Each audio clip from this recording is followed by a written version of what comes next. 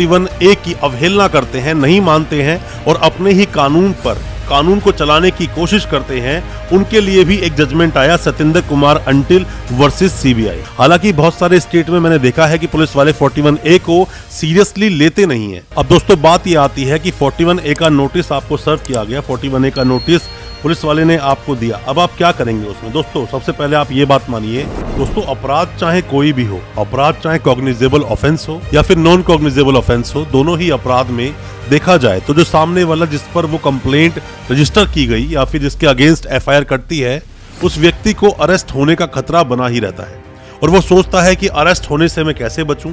कई बार वो anticipatory bail की तरफ जाता है, कई बार अलग अलग रेमेडीज को इस्तेमाल करता है, मैं कैसे उस केस से निकल जाऊं या किस तरह से मैं बचूं उस अरेस्ट से। पर जरूरी नहीं कि आपके पास अगर कोई नोटिस आया 41A का तो पुलिस आपको अरेस्ट ही करेगी। हाँ, वो बात अलग है कि आपके किसी भी केस में अगर इन्वॉल्वमेंट है तो पुलिस आपको अरेस्ट जरूर करेगी अगर पुलिस के पास कोई भी रीजनेबल डाउट है या रीजनेबल कोई भी स्ट्रॉन्ग एविडेंसेस हैं आपके अगेंस्ट और फिर भी 41A में आपको बुलाया गया तो पुलिस आपको अरेस्ट भी कर सकती है।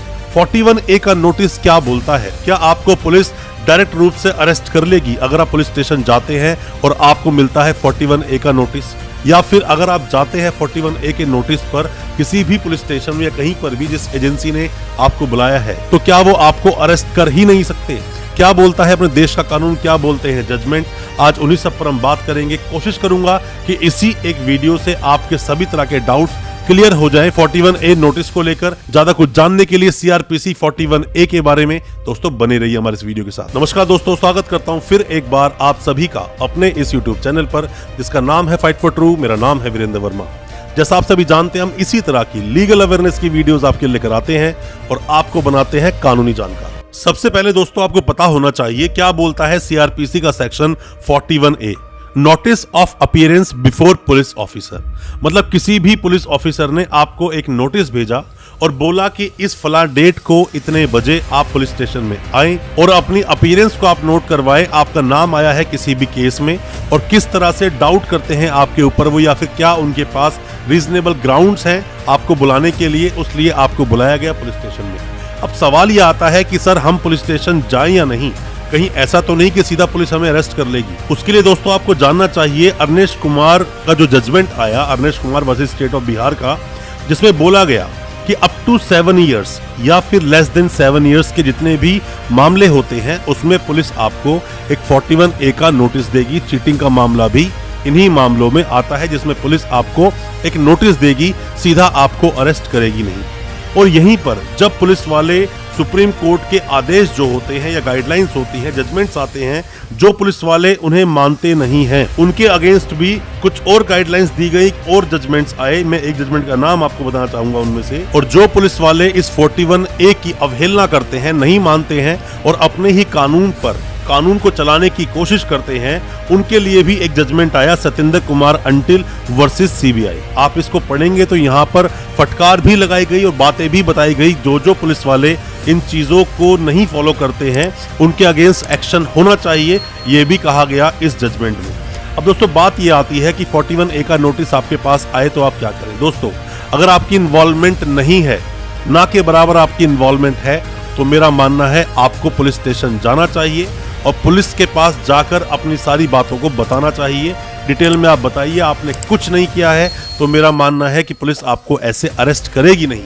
और अगर पुलिस के पास कोई रीजनेबल कोई डाउट्स है या कोई भी एविडेंसेस है तो वो पुलिस को शो करने होंगे। ऐसा नहीं कि सीधा 41A का नोटिस दे दिया तो आपको अरेस्ट कर ले।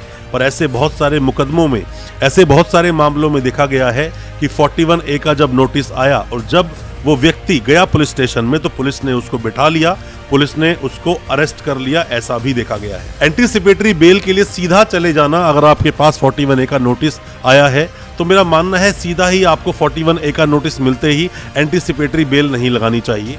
अगर आपको लगता है कि नहीं ये मामला बिल्कुल ही गलत है और मेरे अगेंस्ट जो कार्रवाई हो रही है वो नहीं होनी चाहिए, बिल्कुल झूठा फर्जी मामला है, तो आपको क्वेश्चनिंग में जाना चाहिए। किसी भी हाईकोर्ट में जाकर आप 482 में जो आप क्वेश्चनिंग एक लगाएंगे उससे आपको केस बाहर निकाला जा सकता है। दोस्तों, अगर ये वीडियो आपको अच्छा लग रहा है तो अभी इस वीडियो को लाइक करें, ताकि इसी तरह की लाइक से हमें मोटिवेशन मिल सके और प्रोत्साहन मिल सके इसी तरह की लीगल अवेयरनेस की वीडियोस आप तक पहुंचाने के लिए। और आप अगर पहली बार आए हैं हमारे इस चैनल पर, पहली बार देख रहे हैं हमारे इस वीडियो को, हमारे चैनल को अभी सब्सक्राइब करें, साथ में लगा बेल आइकन जरूर दबा दें, ताकि इसी तरह की लीगल अवेयरनेस की वीडियोस आप तक पहुंच सके सबसे पहले। 41A के नोटिस का पालन आप करें, क्योंकि पालन आप अगर नहीं करेंगे तो उसके बाद में अरेस्ट वारंट इशू होगा। 82 की प्रोसीडिंग भी आपके अगेंस्ट चला दी जाएगी। 82 क्या होता है, भगोड़ा कब करार देते हैं, उस पर डिटेल मैंने वीडियो बनाया है, उस वीडियो को आप देख लेंगे तो बेहतर होगा।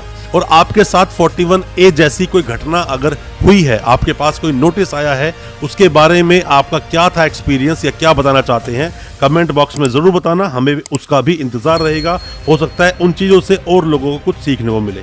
अब दोस्तों, होता क्या है, कब कब आपके पास 41A का नोटिस आता है। मान लीजिए कि कोई भी FIR हुई, FIR में आपका नाम है और मामला था जिसकी क्या कैद जो होती है, मतलब सजा जो होती है 7 साल तक या फिर 7 साल से कम थी, वहां आपको 41A का नोटिस आएगा।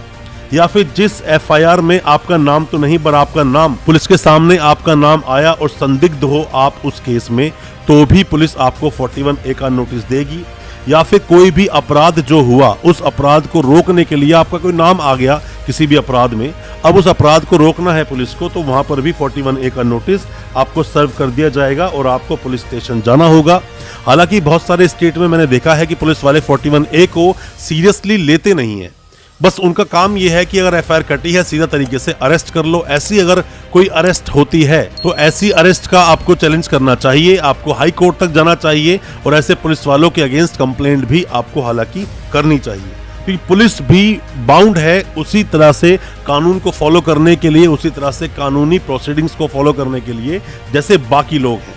41 हो या 41A हो, एसेंशियल पार्ट बन जाता है आर्टिकल 21 का। आपकी आज़ादी, जो आपकी दैहिक आज़ादी जो है, स्वतंत्रता जो आपको मिली है, आप स्वतंत्र हैं, ऐसे ही कोई आपकी आज़ादी छीन नहीं सकता। तो आपका जो आर्टिकल 21 है वो भी यहाँ पर हिट करता है। अब दोस्तों, बात ये आती है कि 41A का नोटिस आपको सर्व किया गया, 41A का नोटिस पुलिस वाले ने आपको दिया, अब आप क्या करेंगे उसमें। दोस्तों, सबसे पहले आप ये बात मानिए कि जो भी कुछ लिखा है 41A के नोटिस में, उसका आपको पालन करना चाहिए। आपने कोई अपराध नहीं किया है, आपका नाम आया है तो आपको जाना चाहिए और आप पूरी बात आपको बतानी चाहिए पुलिस वाले को। ऐसे ही पुलिस आपको अरेस्ट करेगी नहीं। बट बहुत जगह ऐसा भी देखा गया है कि पुलिस को आप पूरी बात बताते हो, उसके बावजूद भी पुलिस आपको अरेस्ट करती है। यहाँ पर एंट्री होती है आपके वकील साहब की, जो आपको थाने से आसानी से निकाल कर ला सकते हैं। 41D में ये बताया गया है कि किसी को भी अपने पसंदीदा या फिर जिससे आप चाहते हैं केस की पैरवी करवाना, उन वकील साहब से मिलने का आपको पूरा अधिकार है। और मेरा मानना तो यह है, 41A का नोटिस अगर आपके पास आया है तो आपके कोई जानकार हैं, जो कानूनी जानकार हैं या वकील साहब कोई आपकी जानकार हैं, आप उन्हें साथ लेकर जाएं। हो सकता है कि आपके साथ कोई मिसहैपनिंग होने वाली हो, तो उस चीज से आप बच जाएं। अगर आपके वकील साहब होंगे तो कानूनी टर्म्स को यूज करके आपको वहां से वो निकाल कर जरूर ले आएंगे। हालांकि 41A के तहत सीधा पुलिस ऐसे आपको अरेस्ट करेगी नहीं, और अगर सीधा आपको अरेस्ट करती भी है तो पहले आपको उसका रीजन बताना पड़ेगा, आगे भी रीजन लिखकर देना होगा कोर्ट में कि क्यों उस व्यक्ति को अरेस्ट किया है। और कई बार दोस्तों ऐसा भी होता है कि जहां पुलिस आपको सीधा अरेस्ट नहीं कर सकती और पुलिस अरेस्ट करती है, जैसे कि हमारे केस में ऐसा हुआ था कि सिर्फ चीटिंग का मामला था, उसमें सीधा एक बार पुलिस दूसरे स्टेट की दिल्ली आई। दिल्ली आने के बाद जैसे मजिस्ट्रेट साहब के सामने पेश किया तो मजिस्ट्रेट साहब ने ही वो जो अरेस्ट हुई तो उसका अरेस्ट का होने नहीं दिया और बोला कि पहले आप 41A का नोटिस सर्व कीजिए, उसके लिए इन्वेस्टिगेशन ये ज्वाइन करें, उसके बाद ही आप अरेस्ट करें, ऐसे सीधा आप अरेस्ट ना करें। ऐसे अगर कोई पुलिस आपको अरेस्ट करती है तो यहाँ पर आपके वकील साहब आपकी मदद कर पाते हैं।